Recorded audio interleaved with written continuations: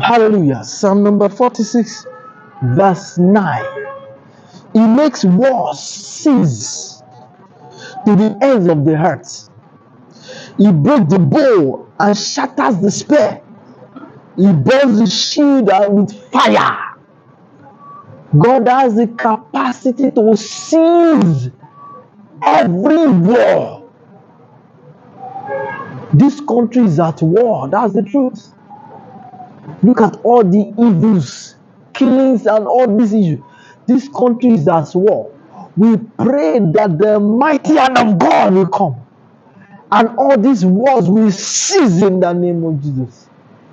All those responsible for it, the Lord will silence them in the name of Jesus. The Lord will put an end to their enterprise in the name of Jesus. Wherever they are, wherever, God will come in and put an end to it in Jesus' name. There will be joy again in Jesus' name.